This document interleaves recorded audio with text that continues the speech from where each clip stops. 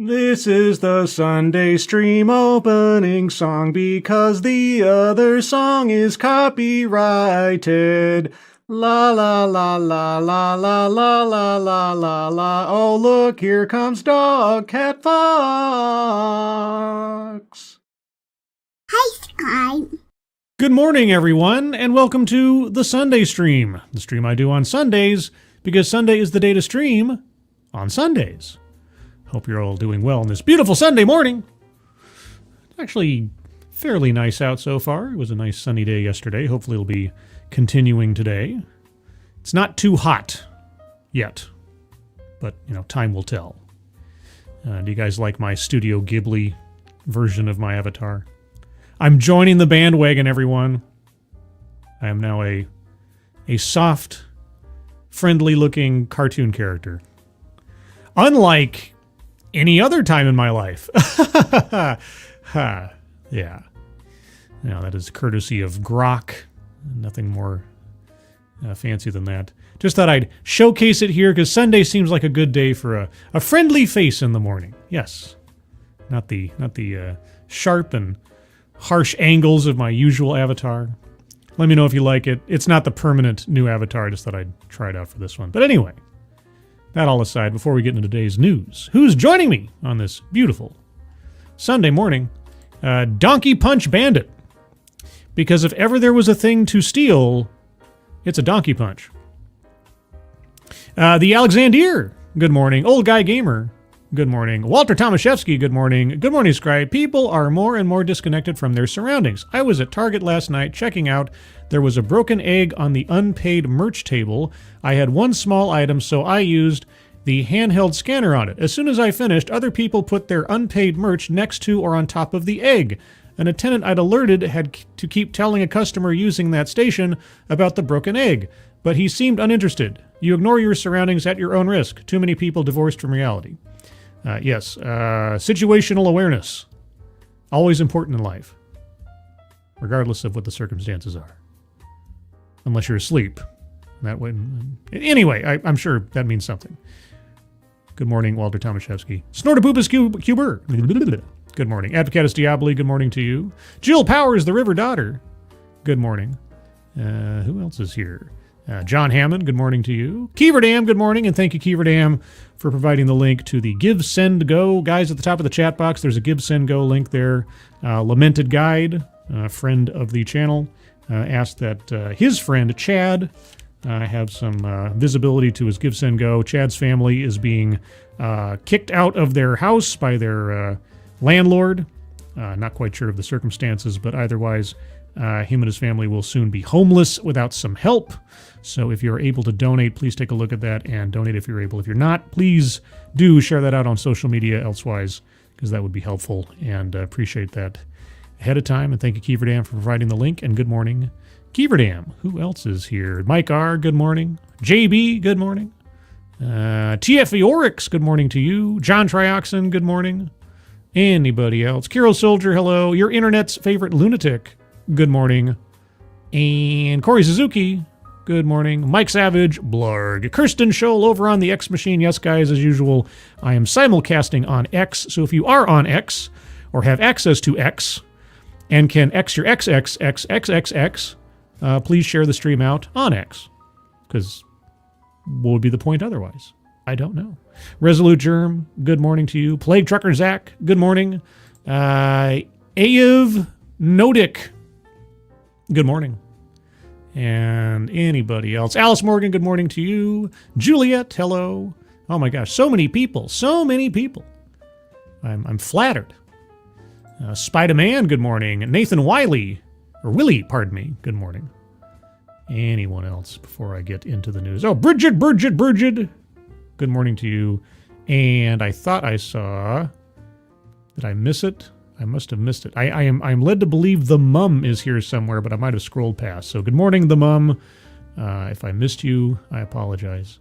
Oh, there you are. Let me get you on the screen here real quick. There you are, the Mum.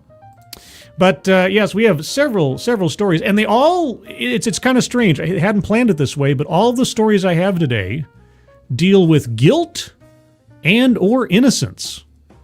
It's kind of strange in a way, but it just happened to be that way. So this is the guilt or innocence stream. Unplanned, but here we go. Let's start off with Lee Harvey Oswald. Because when it comes to guilt or innocence, I doubt there's been an individual more at the center of such conversations than Lee Harvey Oswald over the decades. But now, purportedly, of course, I put this on the same level as the, we'll release the Epstein files soon, guys. Promise. I put that on the same level, but here we go. House Republican claims NBC News is covering for JFK's real killer. Oswald, quote, couldn't have been the shooter. Now, I cannot tell you how many different documentaries, specials, claimants I have listened to over the decades of my short life as compared to the life of the JFK conspiracy theories, who have made the same claim, who have also promised earth-shattering evidence and so on that never really materialized. So I put this in the same category, yet it's very interesting. It's very specific. So I'm waiting with bated breath to see the evidence of this, but let's find out. Representative Anna Paulina Luna, Republican of Florida, claimed on Fox News Friday night that NBC News has video evidence that proves Lee Harvey Oswald did not kill President John F. Kennedy. Luna is leading a task force on the declassification of JFK assassination records. She claimed that NBC had the tape for decades and that she would clear Oswald. She said JFK director Oliver Stone told her he had seen the tape. Well, I mean, if Oliver Stone said so. On Jesse Waters' primetime, host Jesse Waters said, quote, we're hearing a rumor there might be a hearing about the JFK situation. Can you tell us a little bit about that? Luna said there would be a hearing Tuesday, April 1st. That's an auspicious date to pick to reveal new evidence about the JFK assassination. April 1st, about tens of thousands of documents about the JFK assassination that were ordered released by President Donald Trump. She said Stone would be at the hearing, as would author Jeff Morley. The congresswoman then claimed NBC News could prove Oswald did not kill Kennedy if the network would be transparent. If the network would be transparent? I mean, if you have the video, why do you need NBC News to be transparent? Quote, so we're actually in the process of tracking down two specific documents, and also, too, Jesse, I would like to actually tell the American people it was made aware to me this evening that NBC actually has a video that's never been seen before. Okay. Just a pause. Why would NBC News not show this? I mean, since 1963, why would NBC News sit on this information? How could NBC News have kept it secret from the Warren Commission or elsewise? There's a really interesting book that I recommend everybody who is interested in this subject at least give a look at or find the audiobook. It's by Vincent Bugliosi. This is the guy who prosecuted Charles Manson. And he did a book about, I think it was called like Case Closed, the JFK assassination, something like that. Anyway, it is, the first half of the book is probably one of the most complete accountings of every statement, witness testimony, documented movement of persons all involved or surrounding Dealey Plaza that day. I mean, you can't get much more thorough than the recitation by Bugliosi. And the idea that after all of those people being interviewed, after all the documents, all the news footage that's been looked at over the years and released, the idea that NBC News just happens to have footage that definitively shows Oswald not where he was or should have been at the time of the shooting and kept it secret all these years? Why? Why would they do that? That's my first question. I mean, whatever else surrounds this, it's like, of all places, if it was some private citizen or something, if it was like in Grandpa's attic or whatever that had been found after decades, not necessarily gives it more credibility, but at least is more believable to me as a possibility than NBC News just had this in their archives and just decided not to say anything. Not turn it over, not give it public release. Why would they be covering for Oswald after decades? Anyway, back to the quote. Quote, "We're actually going to be sending a letter requesting that from NBC because it allegedly shows Oswald near the vehicle when the assassination took place, which means he couldn't have been the shooter. So again, we're tracking down all this information, but look, there's even a CIA document that came out that Mr. Morley pointed out that actually said the CIA never bought the lone gunman theory. And so I think the American people had an inclination as to what we are saying, but we never had the hard evidence until you still don't have the hard evidence. You don't even indicate you're in possession of these documents or this video. You just say NBC allegedly has it. You heard a rumor. Waters asked Luna to clarify she was accusing NBC of keeping evidence of Kennedy's assassination under wraps. She replied, correct. In fact, Director Stone... Okay, when you say Director Stone, it sounds like you're talking about a federal official at a department or something. No, this is Oliver Stone. He's not director of anything except movies. But anyway, Director Stone actually told us that he was showed this tape. He told you he was showed this? Oh, okay. That it was a secondary copy. And that he said that this could blow open the entire JFK investigation. What I will also tell you, though, Jesse, is he said the NBC's been very, very much so guarding this tape. Why? Can you imagine the scoop of the frickin' millennium that NBC would have their hands on if they suddenly discovered they had tape evidence that Oswald could not have shot Kennedy? Why would they sit on this? There's like 17 different Pulitzers waiting for somebody to break this story at NBC, and they just decided, nah. Really? Back to the quote. And so I believe that tape belongs to the American people. The tape you say you heard, someone else saw from a twice-made copy. We are going to be sending a letter asking for that tape. Okay, so again, you haven't seen it yourself. You don't actually know it exists. Oliver Stone told you that he saw a secondary copy of a thing. And I would encourage everyone to ask NBC to release that tape to the public. It's important, not just for our investigations, but so the American people know the truth as to what happened with John F. Kennedy. I agree.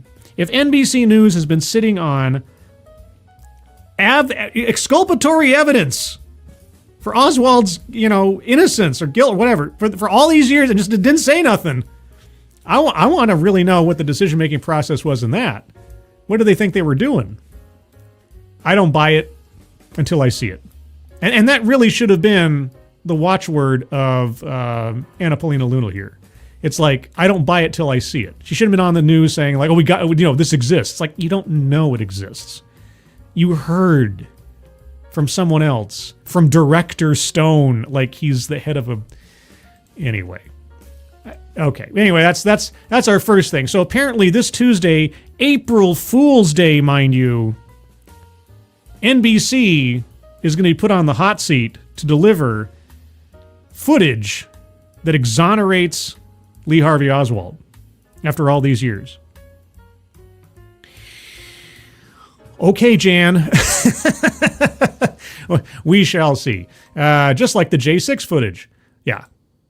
Just like, we got pictures of the face on Mars. Here's a sliver of the true cross, everybody. Alien autopsy. Yeah, okay. And it's not even a situation where it's one of those things I'd say, I want this to be true. Right? Like if somebody said, I have videotape evidence from NBC that aliens exist and the government has been keeping it quiet. I'd be like, that'd be a thing I'd be like, yes, I would like that to be true. I'd like to know we're not alone in the universe and that the X-Files was right the whole time. That'd be great. In this instance, it's not even a situation where it's like, boy, oh boy, that poor Oswald. Boy, poor Lee Harvey. He's been so maligned all these years. Golly gee whiz, I wish somebody would do Lee Harvey a solid. Yeah, it's not even that. Okay. I'll believe it when I see it. Duck Dog, thank you so much. I stand by my theory that it was Joe DiMaggio that shot JFK for spit roasting his wife with his brother. Oh, jeez. Yeah, it wasn't a rifle shot. It was just a single hit, long, deep in the left field, huh? Oh, Joltin' Joe taking swings at the president. Thank you, Duck Dog. Appreciate it. But yeah, no, April 1st is going to be exciting. One way or the other. It's put up or shut up, as they say. Anyway, moving on to more guilt and innocence. Hey, Yolanda Saldivar, the woman convicted of killing Selena, is denied parole. Ah, shucks. We were all looking forward to this nutbag being let out. The Mexican-American singer known as the Queen of Tejano was fatally shot in 1995 at a motel in Corpus Christi, Texas. Yeah, this lady recently had like a documentary done on her that was all weepy sob story, feel sorry for me stuff. Yeah. The woman sentenced to life in prison for killing Tejano music icon Selena in 1995 has been denied parole, the Texas Board of Pardons and Paroles said Thursday. Yolanda Saldivar was convicted of fatally shooting Selena, the Mexican-American singer known as the Queen of Tejano music, whose full name was Selena Quintanilla Perez, at a Days Inn motel in Corpus Christi on March 31st, 1995. So almost, 30 years to the day was her parole denied. Saldivar was eligible for parole after 30 years, that makes sense, with possible release no sooner than March 30th. Quote, after a thorough consideration of all available information, which included any confidential interviews conducted, it was the parole panel's determination to deny parole to Yolanda Saldivar and set her next parole review for March 2030, the Board of Pardons and Paroles said in a statement. Oh, well. That was 5 more years. Until she's denied again, hopefully. In a Thursday evening statement on Instagram, Selena's family expressed gratitude to the Texas Board of Pardons and Paroles for denying Saldivar's parole. Quote, while nothing can bring Selena back, this decision reaffirms that justice continues to stand for the beautiful life that was taken from us and from millions of fans around the world far too soon, unquote, the family statement said. Quote, Selena's legacy is one of love, music, and inspiration. She lived with joy, gave selflessly, and continues to uplift generations with her voice and her spirit. Unquote. Saldivar was president of Selena's fan club. I'm your biggest fan. And manager of 2 of her clothes boutiques before she killed the 23-year-old singer. 23. Yeah, it boggles how much of an impact a 23-year-old could make. Selena's family fired Saldivar in early 1995, accusing her of embezzling money from the fan club and boutiques. Selena was shot in the back. Saldivar then followed her until the singer collapsed in the lobby, and Saldivar locked herself in a truck outside and threatened to kill herself, according to appellate court documents. Before Selena lost consciousness, she told motel employees who shot her, they said. A jury found Saldivar guilty of first-degree murder in October of 1995, and she was sentenced to life without the life with the possibility of parole. Let me get that right, because obviously if she wasn't, then we wouldn't be having this conversation. Saldivar claimed that she didn't mean to kill Selena. Yeah, I just slipped on a banana peel and shot her twice.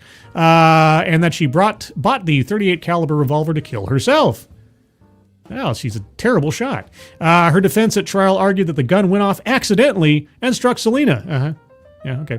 Selena's hits including Dreaming of You, which rose to 22 on the Billboard Hot 100 in 1995, the year she was killed. She had 5 number 1 hits on Billboard's Hot Latin tracks, including No Me Queda Más, and she won the Grammy Award for Best Mexican-American Album in 1994 for Live, or Live. Ironic. Her life was memorialized in the 1997 film Selena, starring Jennifer Lopez. Saldivar spoke out about the killing in a 2024 Oxygen docuseries, Selena and Yolanda, The Secrets Between Them, in which she denied that she embezzled money and claimed, without evidence, that she was covering up Selena's extramarital affair. Oh my gosh. Well, obviously that makes you a hero. After shooting and killing him. Lady, yeah. The documentary outraged some fans before it even aired, I can imagine. Saldivar? Well, I think I should say Saldivar. Saldivar filed a petition for parole in January. The board said a file was prepared that included court documents and other materials, and it was sent to a 3-person parole panel. A simple majority is needed. The statement from the state board did not disclose the vote. I'm guessing 3 against. I'm just going to say 3 against. Quote, the reason provided by the panel for denial was the nature of the offense. The record indicates that the instant offense has elements of brutality, violence, assaultive behavior, or conscious selection of victims' vulnerability, indicating a conscious disregard for the lives, safety, or property of others, such that the offender poses a continuing threat to public safety, unquote, the Board of Pardons and Paroles said. Yeah, if you shoot somebody in the back after stealing their money and everything else, yeah. But, yeah. There they are in comparison. You have the head of the fan club and the kind of person that she'll never be. Well, sometimes justice works out. Not always, but sometimes. Let's see. Walter Tomaszewski. What I'm going to say doesn't exonerate Saldivar. Uh-oh. With a preamble like that, what can come next? Selena and Saldivar got into an argument, and when Selena turned to walk away, Saldivar shot her in the shoulder blade. It was only fatal because... Uh-oh, there's more coming. It was only fatal because it was a gunshot to the back that was fatal and hit an artery? I mean, when you decide to shoot somebody with a gun, you're overall intending to kill them. You know, that risk is there. Because Selena never got the emergency medical treatment she needed, everyone at the hotel thought that someone else had called the EMTs. Well, there you go. A comedy of errors, so to speak. But, but it was fatal. So, there you go. Let's see. Fallen Angel. I almost wish autocorrect would actually work this time. Uh-oh, what happened before? It hit a key eatery. I go to several eateries. Did it hit an Arby's? Attery. Okay. Eatery? No, I know what you mean. I get it. Read by Nature, good morning. Documentaries should be made to meet strict standard to be forced to be recategorized as a scripted drama. I guess it depends on the circumstances. If this was something like Saldivar in her own words, then you know ahead of time, okay, well, they're just having her give a statement or whatever. But to say, Selena and Yolanda, the secrets between them, as though one can testify or, defend themselves at the same time, that was kind of stupid. It should have just been Yolanda Saldivar, what happened between Selena and me. At least at that point, you'd be saying, okay, well, we at least know ahead of time this is biased in favor of the person speaking, because obviously the other person cannot. So take it on its own merits. But the Mum, thank you so much. Y'all are wrong. It was President Abraham Lincoln with the candlestick in the bathroom. That's what killed JFK, not some shooting in Texas. There's some strange coincidences between Abraham Lincoln and JFK. Did you know that the name of Abraham Lincoln's secretary had the last name of Kennedy, and the name of Kennedy's secretary had the last name of Lincoln? I saw that somewhere on one of those time trials of life or ancient mysteries things from the 80s. That's what I heard. I don't know if that's true. I think it probably is. But that'd be cool if it is. Shadowclaw, Scribelight, so many people who became famous that gets killed by a fan, it's sad. Yeah. It's like I'm so obsessed with you, nobody else can have you. You got that Jodie Foster thing. Or, I don't know, was Chapman, was he a big fan of John Lennon? I forget. Or a purported fan. It doesn't really matter whether you say you're a fan or not. Then there's that movie, The Fan, with Robert De Niro and Wesley Snipes. Anybody remember that movie? Pepperidge Farms remembers. Anyway, moving on to more guilt and innocence with a kind of annoying pattern of behavior I'm seeing recently by our president. Trump commutes sentence of Aussie media founder Carlos Watson just before prison surrender. This is the second major high-profile just commutation or pardon that Trump has put out in the last couple of weeks of con men. We'll see if they mention the other one here somewhere. Here's some bullet points. President Donald Trump commuted the criminal fraud sentence of Aussie media founder Carlos Watson hours before he was due to begin serving a 116-month prison term in California.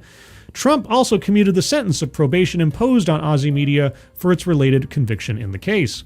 Aussie, the media company, abruptly shut down in October of 2021 after the New York Times reported that the company's chief operating officer impersonated a YouTube executive on a conference call with Goldman Sachs. Impersonated a YouTube executive on a conference call with Goldman Sachs. This reminds me a lot of the Mark Dreyer case, which just slightly, I think it was contemporaneous to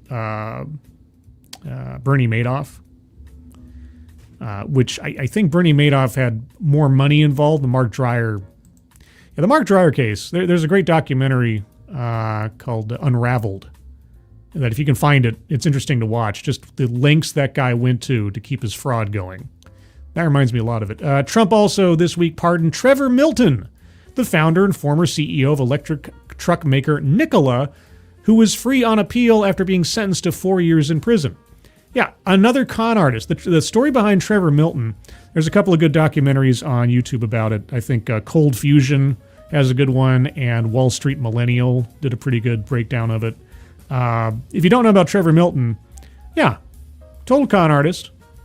But here's the thing that I don't know if they'll say in the story or not. He just happened to donate $1.8 million to the Trump campaign recently.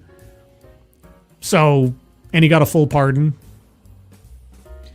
And now, I'm not saying that Trump is allowing people to buy their reputation back. But why? Why pardon Trevor Milton? Why commute Carlos Watson? For what reason? Was he unfairly treated or something? Let's find out. President Donald Trump commuted the criminal fraud sentence of Aussie Media founder Carlos Watson on Friday, just hours before Watson was due to begin serving a 116-month prison term for a multi-million-dollar scheme, a senior White House official said. Watson, whose media company's startup falsely claimed to have deals with Google and Oprah Winfrey, planned to surrender Friday afternoon to the Federal Correctional Institution in Lompoc, California, before receiving word of Trump's clemency, a source familiar with the situation said. Trump also commuted the sentence of 1 year of probation imposed on Aussie Media for the defunct news and entertainment company's conviction in the same case.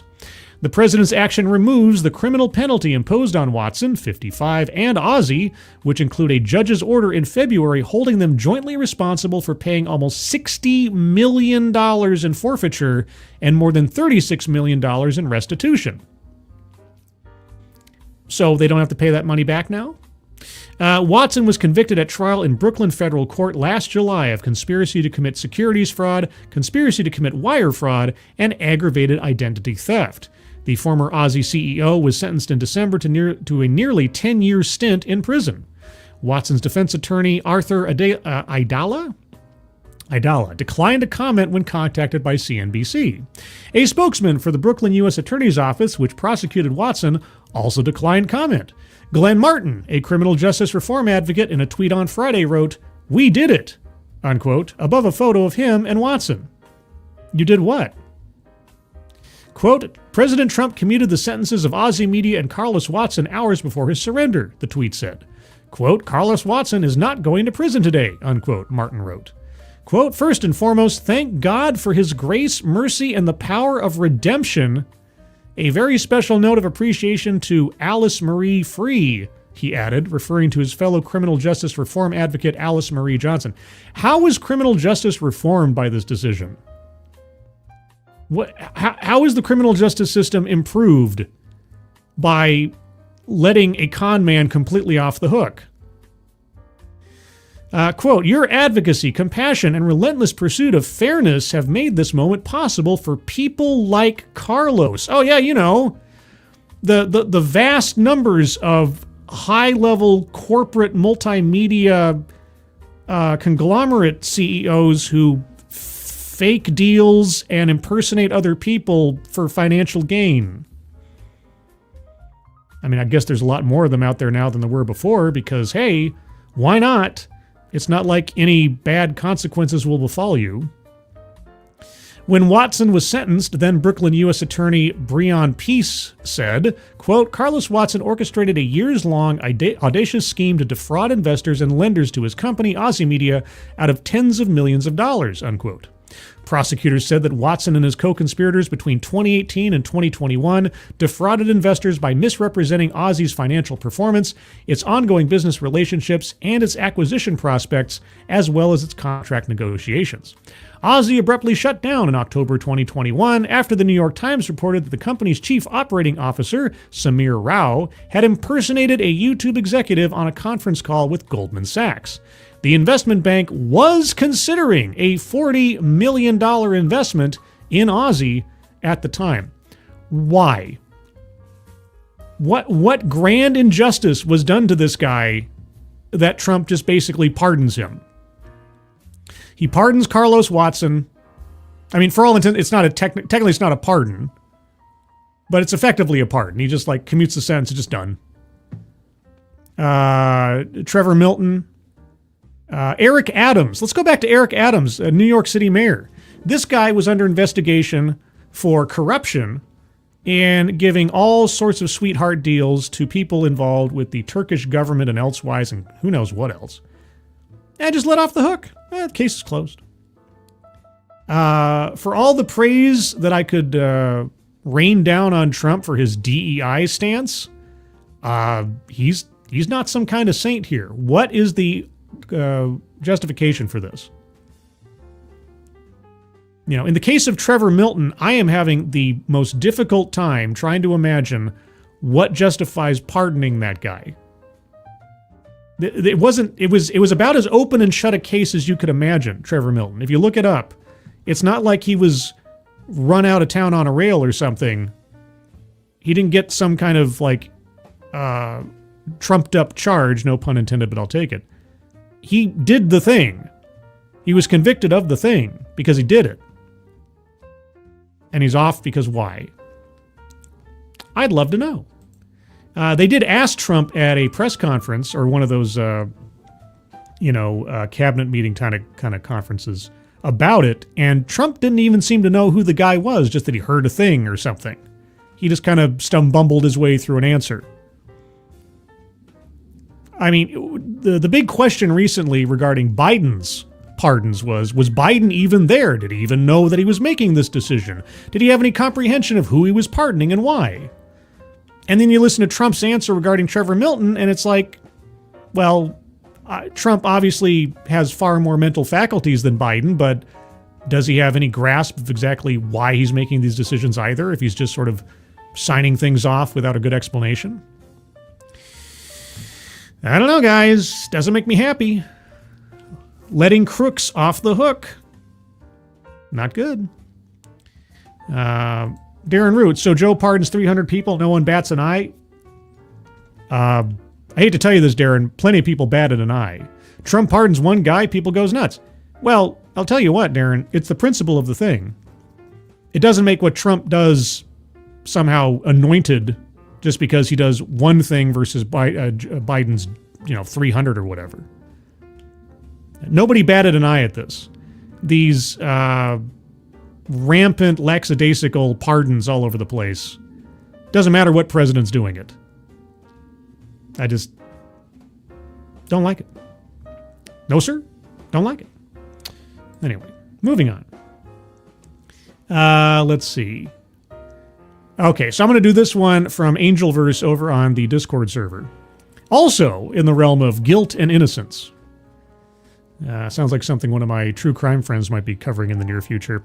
Tennessee 911 caller said he was chased off a cliff by a bear. Now he's accused of murder. Did he murder the bear?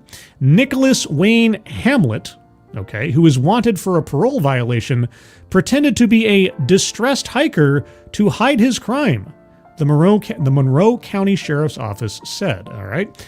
Tellico Plains, Tennessee. Deputies are searching for a murder suspect who called Tennessee Emergency Services posing as an injured hiker, the Sheriff's Office said. The Monroe County Sheriff's Office shared a news release Friday, October 25th. Oh, this is from months ago. Angelverse. You're giving me old news? Okay, well, we'll continue. I'm already halfway there. Friday, October 25th, asking the public's help locating 45-year-old Nicholas Wayne Hamlet. Authorities said the man is armed and dangerous and known to go by several aliases. I wonder if there's a update to this by now. The manhunt began after detectives determined a dead body found in Tellico Plains had false identification connected to a wanted man in Alabama, the release said. Complicated. The Monroe County E911 Center received a transferred call about 11:34 p.m. on October 18th from a distressed hiker who identified himself as Brandon Andrade. Deputies said the hiker told the dispatcher he had fallen off a cliff while running from a bear and landed partially in the water. Oh, okay, I see. Search and rescue teams were sent out to a spot on the Cherylhalla Skyway where the call had been pinged and found a dead man with Andrade's ID on his person, the sheriff's office said. But after the body was taken to the Knox County Regional Forensic Center, detectives determined the man was not Andrade. Detectives said the identification was stolen and used multiple times by Hamlet, including in a parole violation he has a warrant for in Alabama. So he found a guy, killed a guy, put an ID on him that's not of that guy, but of somebody else that he used to try to fake his own death or something. Quote, at this time, the deceased male has not been identified and is being referred to as John Doe. Okay. All right, well, now I have to look up, since it's been several months, is there something more to this story that I just don't know? Let's find out. Let's see. That's from November 2024. That's from November of 2024. Did he... Okay, they actually did arrest him. Okay. Okay, well, no. Go back. I hate all these pop-ups. Pop-ups suck. That's what I say. All right, well, let's go to a more recent story, relatively. Let's see. Nicholas Hamlet's first Monroe County court appearance delayed. Nicholas Wayne Hamlet is accused of killing Stephen Douglas Lloyd, befriending him after mental health issues led him to occasionally live on the streets. This is just goofy. A murder case beginning with a bizarre 911 call citing a bear attack and a fall from a cliff, a plot for $8 million in life insurance, and a multi-state manhunt for the possible culprit finally ends up in court after 3 weeks of searching. Below is a timeline of events in the strange Monroe County case, starting with the 911 call up to the suspect's first court appearance on Monday. Holy cow. This goes on for a bit. All right, tell you what, I'm going to put I don't have a link to this in the description because I didn't see it ahead of time. I'm going to put it in the chat. This sounds like something that I'd have to go over in more detail later, and my voice is already starting to fail me this morning, so I'm going to cut myself short on that one. $8 million in life insurance. That's just goofy. Yeah, this sounds like something for one of my true crime friends. I might refer this over to Dave's Lemonade or maybe Mr. Black. That's goofy. But, all right. There you go, guys. Thank you, Angelverse. A little bit of a dated story, but sounds complicated. But now I want to get into... So, this is an aside. When I'm doing a show, it doesn't really matter what show I'm doing. Usually there's some element to it that I practice before I start broadcasting. If it's a TEDx, sometimes I'll practice what my intro is going to be. Not often, but sometimes. Sometimes it's these articles. Sometimes it's practicing a question I'm going to ask an interview subject or something. And so when I saw this article yesterday, and I thought, that sounds like it's going to make great Sunday stream material, I started thinking about how am I going to introduce this? Because I watched this Netflix series, Adolescence, all 4 parts. And the more that I tried to talk about my experience watching this show as an introduction to reading this article, the more I found myself wandering off into La La Land, telling me that really, Scribe, you should do a stream dedicated only to talking about Adolescence, because you have a lot to say about this series. But for those of you that don't know, I will try to summarize it as briefly as I can. It is a 4-part, British-made miniseries telling the story, and I say that with large quotation marks around it, about a 13-year-old boy who is accused of killing one of his classmates. That's about as simple as I can put the plot, if you want to call it that, of the series. It is unique in the sense that its creative conceit during the series is that every episode is about an hour long, and every episode is one continuous shot. There are no cuts, except I'm pretty sure in the second episode there were some hidden cuts, but as far as I understand it, at least the first and fourth episodes in the series were actually all one continuous take, with no breaks. Everybody had to know their lines, know their places, and everything else. As a technical achievement of organization and logistics, it is amazing. That first episode is incredible. The acting is pretty good throughout the entire series.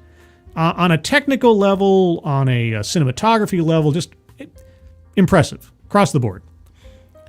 It is a narrative nightmare, and it is a frustrating series to watch because there's no resolution, there's no real plot after the first episode, and more so than anything else, and I couldn't help but notice this throughout the course of watching it, it is one long, dreary lecture about toxic masculinity. The lesson at the end of the series, if you can call it that, is that no matter what you do, no matter how good you are, how much you try to rein in your anger or your evil inclinations as a man, it is a curse that will befall you and all of your offspring forever, because men are inherently terrible and suspicious and prone to the worst possible behaviors in human existence.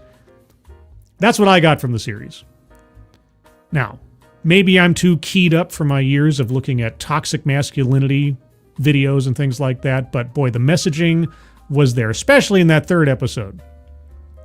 But again, I could go on talking about Adolescence as a show for a long time, so I might just do a stream on that by itself at a later time. Anyway, Kieverdan, thank you so much. I'm guessing that they didn't notice how old the article was. I'm not holding Angelverse to task for that. That's fine. That's fine. I was just kidding. It's not that big a deal. It happens. It happens. Interesting stories are interesting no matter how old they are, right? JFK, conspiracy theories and such. It's fine. But anyway, all that being said, I am quite familiar with the show Adolescence. I have a lot to say about it, a lot of thoughts on it. But when I saw this headline, and in the context of the show as it was, I asked myself, this sounds like a square on the bingo card for a TEDx. When I finished watching Adolescence, I raced to my 10-year-old son's room and asked him 3 questions. Oh my gosh, guys.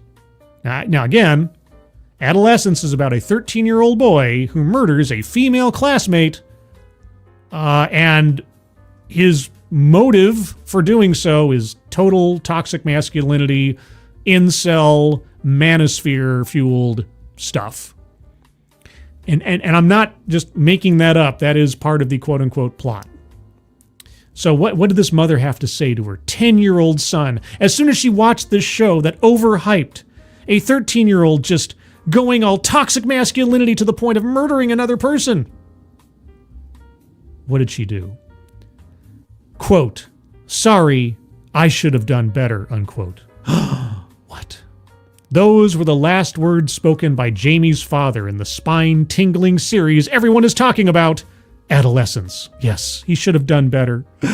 He should have done better. He worked hard every day at a blue-collar job. He provided for his family. He never abused his family in any way, shape, or form. He had frustrations like every other man, but somehow it's his fault.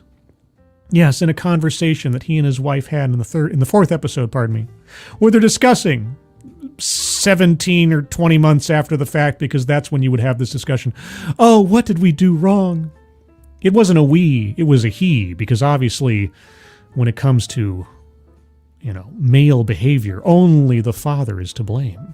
What did he do wrong? Oh, he provided for his family, gave them a home, a livelihood. Oh, God, what a terrible man.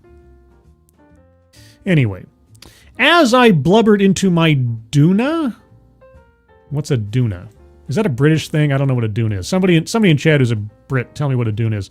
I made a promise to myself that I would never have to say this to my son. I ran into his room, sat on the end of his bed, and asked him questions I'd never thought to ask before. Here's what I know. The most powerful aspect of this brilliant piece of social commentary that's been overlooked is the absence of the obvious traumatic thing which usually pushes someone to murder. All right, it's not the obvious traumatic thing, it's just the inherent nature of masculinity. In a very realistic contrast, the depiction of layered, subtle factors contributing to an unfathomable crime is the wake-up call our society needs. To be honest, it's been jolted into action. It's ignited the detective in me and made me wonder what our boys are experiencing in secret, right under our noses. In the case of the main character, Jamie, based on a true story, by the way, that true story, they race swapped for this show. So, I wonder why. It's uncovered during his session with his assigned female psychologist that he's grappling with a deep sense of yearning to be accepted for who he is. Yes, that's the interaction that occurred with the female psychologist. Oh, that was a tough episode to watch. Not because it was so traumatic and dramatic, but just constant refrain of, "What do you think masculinity means, Jamie? Was your father ever angry? What about your grandfather?" Like most of our boys, we often see them bounce between defensiveness and vulnerability, and we can't keep up. It can be frustrating, triggering, and my default as a mother is usually to shut it down. Well, maybe that's your feminine toxicity talking there. I perceive these outbursts as bad behavior, and I tend to focus on that rather than what's underneath it. But after watching Adolescence, I get it now. Yes, after watching a total virtue signaling treatise on toxic masculinity, this lady who had no prior inclinations to believing toxic masculinity now gets it. If I can learn anything from this show, and you can't really, except, again, the maybe technical wizardry of one-shot takes and things, it's how Jamie's psychologist listens by holding space for him even when he becomes extremely aggressive to the point of terrifying her. Yeah, she's listening. She's not actively accusing and interrogating him and already reached a conclusion about his motivations before she even walked in the room. No, she's just listening, guys. If you watch that episode, she's just listening. She's not baiting. She's not framing. She's not coercing or leading the witness. No, she's just listening. Like I said, I got some thoughts about this show. He's just a child after all. She doesn't tell him off, doesn't she? Doesn't judge. Are you kidding me? But asks questions that allow him to open up. Yeah, leading questions. This is everything I want to be as a mother. Oh, that's comforting. To be patient, not be triggered by clear boundaries encompassing love and curiosity. When she said, quote, "What you think is more important to me than what is true," unquote, I watched his armor fall away because his feelings were finally being validated. Lady, you were watching a scripted drama. The kid was doing what he was told to do. This wasn't some kind of organic interaction between two individuals. This was scripted. And by the way, I have to say, again, the acting in the show was all really good, even if the content at times was completely unbelievable. The kid playing the kid was actually, as far as I could tell, a 13-year-old kid. They didn't hire some 27-year-old to play a 16-year-old. And in that episode, that third episode, I only caught him almost tripping over his lines like once or twice. But rather than having to reset the whole thing, because that's what they would have had to have done, and I can't even imagine the pressure the kid was under to get his lines out correctly the first time through, it worked in the situation because the interaction between him and the doctor was, very tense and emotional. So him stumbling over his words fit, but you could tell that he almost blew his line. That's all I'll say. But otherwise, he's a really great actor. I wanted to hug him like he was my own. This quote is saved in my notes and will be used in future conversations with my kids. What you think is more important to me than what is true. Yeah, it sounds like the NPR CEO talking at that TEDx years ago. The psychologist manages to stay calm and not react to his aggression. You mean aside from the fact that she was like leering back in fear at him in a couple of situations? Okay. Allowing Jamie to feel safe enough to take off his mask. He shares his feelings around his disconnect to his father, the toxic influence of social media, and his negative view of himself. My heart was in my stomach thinking that perhaps my own child may have these inner thoughts, and I am none the wiser. The kicker was when he asked her, "Do you like me?" Wow. He'd been vulnerable, aggressive, shared his inner feelings, and all he really needed to know was if she approved of him as a person. An imperfect child. Exactly that, a child who is learning. As most of us sometimes do with our children, I often forget this. You forget that your child is still learning? Do you never speak to your child? As a long-standing supporter of The Man Cave, a program in schools teaching and promoting healthy masculinity to young boys from years 7 through 12. Healthy masculinity. Really? Okay. I've observed boys at their most vulnerable. It's been eye-opening to say the least. It's clear that it's a confusing time for our boys. They are well aware that our society often views men as bad, which comes at a price. Yeah, it's not me buying into the fact that there's healthy masculinity rather than just like reasonable behavior by human beings that isn't necessarily tied to one gender or another. No, we don't need to interrogate our girls because they're just practically perfect in every way or something. As young boys enter the world of adulthood, lady, you have absolutely no idea what you're talking about. You're a lady. Where's dad in this equation? I haven't heard anything in this essay so far about her husband or his father. Does your son have a male role model in the home? As young boys enter the world of adulthood, they feel helpless and responsible for things they haven't contributed to. No, it's not that they feel that way. They are told they have to think that way. Over and over and over again over the last 10 years or more, boys are told that they are terrible, they are inherently flawed, they are rapists in waiting, and if you are white, you're also to blame for all the terrible things in the world before you were even born. They only feel that way because they're made to feel that way by the authority figures in their lives. They express feelings like they can't put a foot right. Some young boys are too afraid to kiss their girlfriends or initiate sex for fear they'll be accused of non-consensual abuse. And is that an unreasonable fear? Isn't it? Tell me. It's heartbreaking to hear a lot of them talk about the pressures they experience around expectations and fear of failure. The word useless is used to describe themselves all too often. Yeah, because they're told over and over again that they're inherently toxic. That the very makeup of what they are is bad.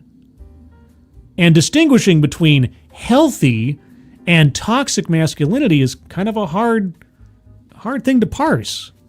I did a video, if you can believe it, years ago. You can find it on my channel. Just look up The Toxicity of Our Masculinity, where the speaker in this video, this little essay this guy puts out, he associates completely benign elements of, just say, human behavior with the worst possible interpretations or extremes of that behavior. So, competitiveness with violence, and assertiveness with aggressiveness. It just goes back and forth as though these two things each time are somehow equal to each other or automatically associated one to another. So if you're assertive as a boy, that's just a gateway drug to beating your wife or something. So where's the line between healthy and toxic masculinity? I don't know. JB, thank you so much. The left, take the mask off, son. Kid, well, my leftist teacher has been abusing me and ... The left, put the mask back on! Yeah. They keep trying to, abdicate themselves of their own responsibility in pushing these thoughts and these notions onto boys. Oh, it's society doing it, right? It's the expectations of other people. It's not the blame game we've been leveling against them for 10 years or more, over and over again in our media, by diminishing male role models in society and uplifting girl bosses, making nearly every male character in TV shows and movies these days one of three things: either a dunce, or a creep, or an absolute monster. There really is no in between. Right? And people wonder, and God, I think it was in this actual show, I think it was. I think they mentioned Andrew Tate in here, if I'm not mistaken. And there was that podcast with Ezra Klein the other day where they mentioned Andrew Tate and Jordan Peterson in the same sentence as though they were equitable individuals. People wonder, why do they keep extolling Andrew Tate? Why is Andrew Tate such a big thing amongst young men and boys? I can tell you why really easily.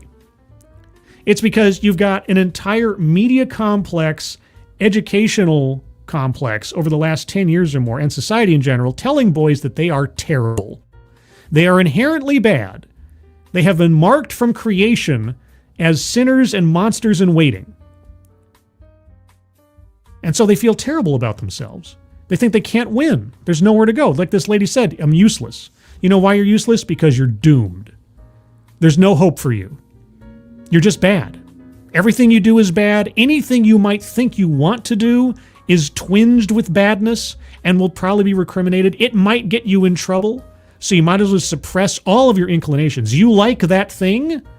Well, that's just an indicator of how terrible you're going to be.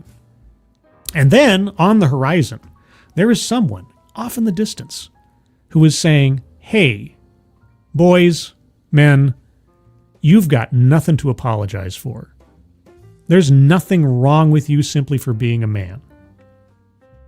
In fact, there are plenty of good things to do and be as men that have nothing to do with being terrible. Now buy my $500 course to learn how to bang chicks and get expensive cars. See, it doesn't take much to find a role model if you're not given any options elsewise. You just find the person that isn't coming down on you like a ton of bricks for being terrible, for having done nothing but be you. And they can use that to leverage all types of things out of you. That's why Andrew Tate has become so popular, because the social justice and woke society mechanisms in this world have disallowed any healthy male role models to rise to the top, because there are no healthy male role models. It's just men who are terrible that have to be subservient to everybody else because they don't want to show off how terrible they are. You can't have a man be a role model, because that's just toxic masculinity in waiting. That's why Andrew Tate became so popular. And at the same time, that's why Jordan Peterson became so popular. But these two people are not the same kinds of people. You have someone saying, you don't have to apologize for being what you are. You have to showcase what you do. But that's what apparently Mom here and everybody who made Adolescence still don't want to admit to themselves. Is that simply being a man does not indict you as a bad person. But the lesson of Adolescence is, being a man is a curse you can never escape. Okay, it's heartbreaking to hear a lot of them talk about the pressure they experience around expectations and fear of failure. The word useless is used to describe themselves all too often. It doesn't discriminate public or private schools, it's all the same. My son is only 10, and this is not what I want him to feel or think when he becomes an adolescent. It's clear that our boys crave a sense of belonging. They are searching for acceptance and connection. Our boys need their dads.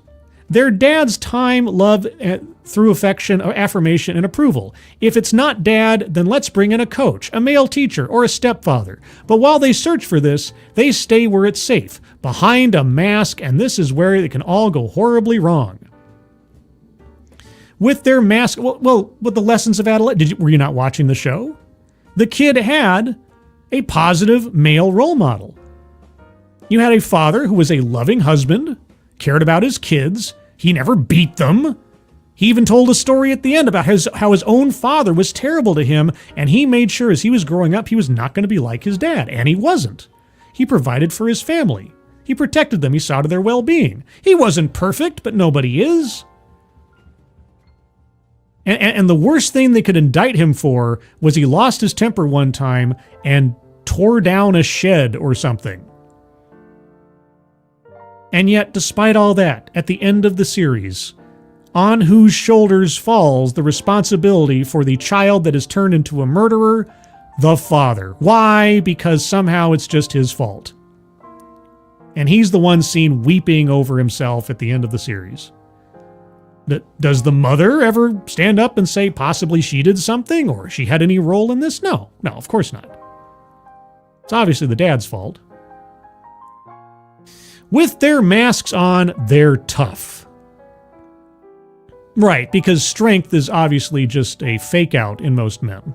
Stoicism, control of your emotions, this is one big facade that men put up. It's hiding their true selves. Right, because when you see a man who is stoic, he's lying to you. And he's lying to himself, obviously. With their masks on, they're tough. They solve their own problems, and it's all about the banter, girls, and sport. It's all a facade, guys. It's all a play act. Guys don't actually care about sports or making jokes or talking about girls. No, it's all a front. It's safe, but it's isolating and dangerous. Yeah. Talking about the things you like. I like talking about comic books. I like talking about hot women, guys. It's all a fake. I am lying to you. Right? You know I'm lying to you because my mouth is moving and I'm enjoying what I'm talking about. As all men do. When they take their masks off, they open up, share their real emotions, and ask for help. It's liberating, but to them, it's risky. And sometimes, for fear of rejection, it's not worth the risk. Now, do some men actually behave this way? Are they putting up a front to save face or to fit in? Sure. Is it a lie? Obviously. Jamie and his father in Adolescence. Oh, sorry, that's a subtitle to the picture that somehow became part of the text. As I sat at the end of my son's bed, I said, I've got some free time. Ruby, his sister, is asleep, and I want to spend it with you because I love you. The only reason I'm paying attention to you is because your sister's asleep right now. Otherwise, I'd be playing with her. What? Okay. Being 10, he looked at me weirdly. No, I don't think it's his age that causes him to look at you weirdly, because that is a baffling statement to make to anybody. I've got some free time. Your sister's asleep, and I want to spend it with you because I love you.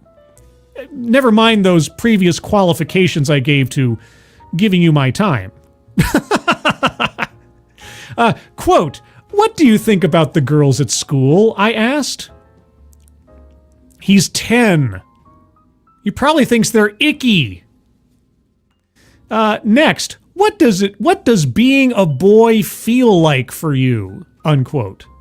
What does being a boy feel like? Well, it feels like I have to protect my nuts from getting injured. And lastly, what do you think a good man does? Well, I don't know. Is there a father in this kid's life? Who is his role model? I will respect his privacy with his answers, but it's opened up a new, important, and honest conversation that's ongoing. I'm now across his kid's messenger. I'm now across his kid's messenger, watching everything he says to both boys and girls. I've confronted him about some things that were not okay and made him apologize to both the kids involved and their parents. I'm more involved with his school, communicating with teachers about what goes on in the schoolyard, and I've decided he will not be having access to social media until an appropriate age. You know, of everything else she said so far, that is probably the most reasonable thing I've read. You know, I don't think kids should have access to their own cell phones and private messengers and everything else. Parents should be involved and aware of what their kids are doing and consuming these days, especially with the ease of access to so much garbage in the world.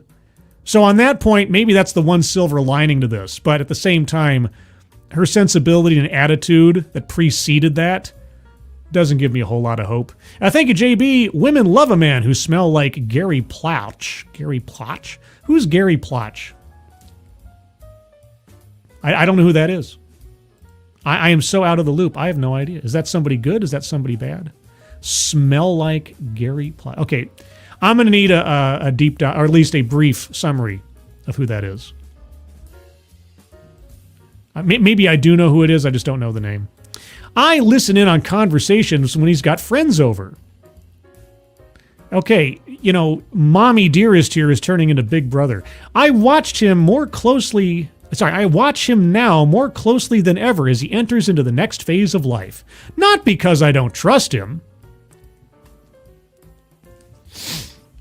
But because I want to grab any opportunity to address things as they happen and open up the lines of communication so he feels heard and seen. Not smothered, mind you. No, not smothered, not harped upon, not being overseen by an overbearing mother and having every single decision he makes questioned to give him a mental frickin' complex as he grows up to second guess everything he does for its correctness. No. It's because she loves him and wants to open up the lines of communication. Just like Jamie's parents in Adolescence, we are all trying our best, but we can do better, and we must. I don't want to have regrets. Lady, no one does, but everyone will. I have a baby girl, and her welfare and safety is equally as important. Is it? I don't want to ever say to her, sorry, I should have done better. The time is now. Good gravy. Okay, like I say, of everything in that, breaking news, magnitude 7.1 earthquake hits Tonga, tsunami threat issued. Well, if anybody here lives in Tonga, watch out. Lots of earthquakes lately. Of everything in that article, her, keeping him away from social media until he's an appropriate age, good call, as best as you can control it, because it's everywhere these days, and if the kid goes and visits a friend's house, heaven knows what they'll find, but that's just sometimes what happens with kids. Curiosity and access, I tell you. But holy cow, that sounds more disturbing than it sounds comforting. Evil One, you need to see the podcast Unscripted with Gary's son. His sense of humor is brutal, good and funny podcast. Okay, this is the Gary Plotch guy. Okay, Keeverdam has given me a link.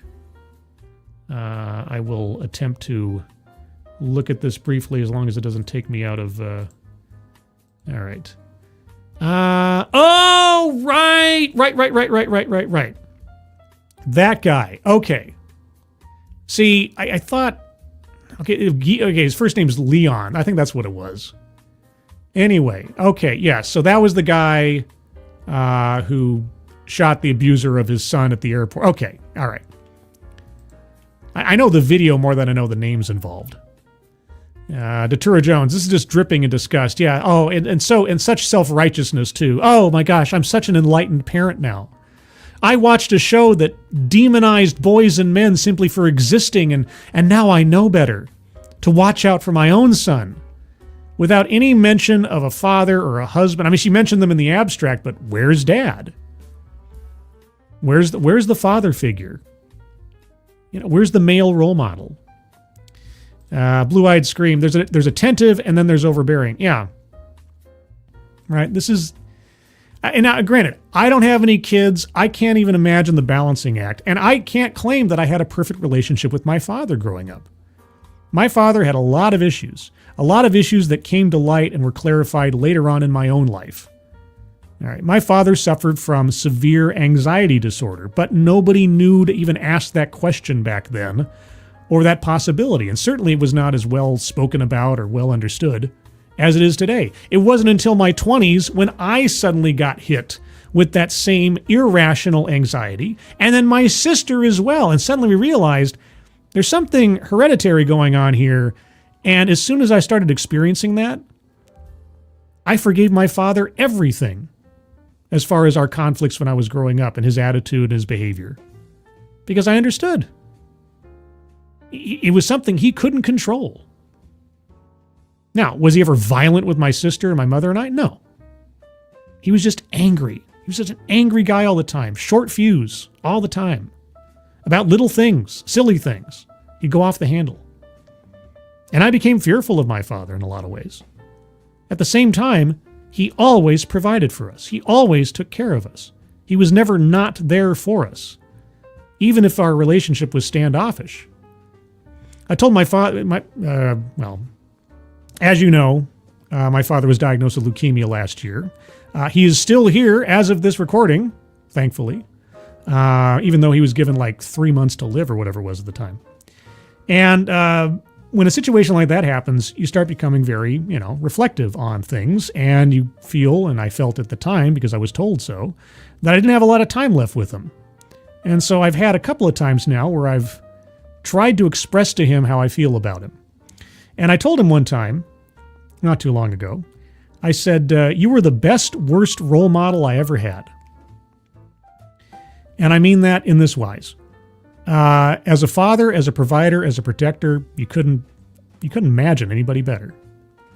But the way he behaved when I was growing up, his anger and his temper and his attitude and everything else was absolutely terrifying. Absolutely terrifying. I understand why now, but I didn't then. And back then, I did similarly to what the character in Adolescence says near the end of the series. He says, I've promised I was never going to be like my father. And I made that promise to myself way back when.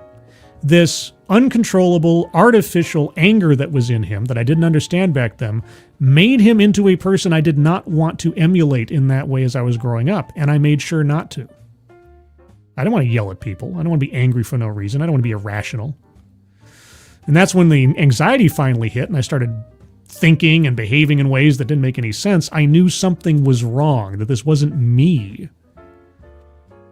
And so leading up to that point, I did my best consciously to be a more calm, logical, rational, reasonable, patient person as best as I could. I mean, everybody has their moments. And so in sort of contradictory sense to his own behavior, he became a role model in a opposite way to me. And his bad behavior encouraged me to be better. And then when I understood where that bad behavior came from, I forgave him, but it also helped me to recognize that something was wrong. I didn't emulate the worst parts of him, and so when the worst parts of him started manifesting themselves in me, I knew I had a problem that was not my own doing. And so in several ways, I mean, I call, the best, worst role model, but in a way, he was the best role model you could ask for me anyway. I never believed I was inherently bad because I was a boy. Thankfully, I didn't grow up in a time where I was made to feel like I was a criminal in waiting simply for being what I was, regardless of who I was. Toxic masculinity is just an extension of identity politics. It's just identitarianism. Oh, you're male? Well, I know exactly how you're going to behave. I know exactly I need to be suspicious of you. And you need to know that everyone is suspicious of you for what you are and what you might do. Oh, you like girls? You like girls? Well, obviously, that's just an inclination towards violence and assault and mistreatment, don't you know? So you can't like girls. Don't express any appreciation for sports. That's just aggressiveness and violence in the waiting. And on and on and on. Makes me sick. I on the one hand, like with so many other things, I am so glad I did not grow up in this time. On the other hand, it makes me very, very worried for what the results of all this is going to be, and currently is. Because 10 years on, it's not just a question mark as to what is going to happen to all the boys that grew up underneath this kind of mentality. We're finding out, and we will find out each successive year that goes on, because every kid that grew up under that nonsense is now becoming an adult. Scary thought. JB, thank you so much. A boy named Sue would go right over their heads. Yeah. Oh, man. Yeah, I've chronicled this in so many different ways over the years, and it always baffles me, and it just makes me sick, at least abstractly, thinking about the children growing up under the parentage, or the parents. Here's the other thing. The parents who might be in any other circumstance completely well-meaning, who are giving over their responsibility as parents to nut jobs like our overbearing toxic masculinity mother here. Either to teachers or to self-help books or who knows what. And that extends into mental health care as well. You know, there's I've talked about this before, there's a documentary, it's old now, but I think it's still relevant, a Frontline documentary called The Medicated Child. And so many of the stories in that thing were boys acting up, put them on Ritalin, drug up your kid. They're obviously acting badly, or they're just acting like a kid who's got a metabolism that's too big for their tiny little body and hormones going through them that are still balancing themselves out. Maybe you should let a kid be a kid before indicting them for being a monster in waiting. Anyway, I could go on, but I think I've said enough. A couple of programming notes. First and foremost, you can find me tomorrow on Midnight's Edge in the morning for talking about box office, and we're looking forward to Chuck Dixon's A Working Man completely trouncing Snow White at the box office. Looks like it might do so. We'll find out tomorrow with some better numbers from Culture Casino and the rest of the gang. Also, will be an episode later in the afternoon of DEI Death Watch. We'll take a look at some news stories about the downfall and the doubling down of diversity, equity, and inclusion. Also, do you know that I have a Discord server? I have a Discord server. Would you like to join that Discord server? Well, I'll tell you, you can join that Discord server because a link to the Discord server is in the chat right now. You just have to click on that link. You'll find yourself on the landing channel called Say Hello. And in addition to saying hello, you just have to say the secret word. The secret word will tell me that you actually watched the stream, are not a bot, and have thus earned the right, the privilege, the entitlement to join the Discord server. And today's secret word is Adolescence. Sure, just say hello, Adolescence, and I'll know that you watched the show. Elsewise, you can find me here Thursday nights at 6 p.m. Pacific, 9 p.m. Eastern for TED Excellence, where I'll take another look at an off-brand TED Talk, which is basically just a mainstream TED Talk at this point, for education and enlightenment and bingo. Love the bingo. You can follow me on X, scribe_light. You can also leave a like if you would on the way out, or a comment if you're watching this in the future. And as with me or anybody else, guys, if you like a content creator's stuff, share it out. Let people know that you like it. Because YouTube is not helpful in that regard so much, and you guys at the end of the day are the best algorithm. With that, everyone, I want to thank you for joining me on this beautiful Sunday morning. Moderators, thank you for keeping an eye on things, even though everyone here is so well behaved. You have very, very little to do. Everybody who donated either to myself or to the Give, Send, Go pinned to the top of the chat box, guys, please take a look at that. And if you're able to help out Chad and his family, please do so. But otherwise, share that out on social media. The social media you should be keeping your adolescent children from until they're ready. And otherwise, everyone, hope you have a good rest of your Sunday and weekend. Hope the week ahead is a good one for you. Looking forward to Tuesday when we find out that NBC has been covering up for Oswald all these years. And I hope you're all safe and well. If you're not well, please get well soon. And I'll see you on the next one. Take care. Bye-bye.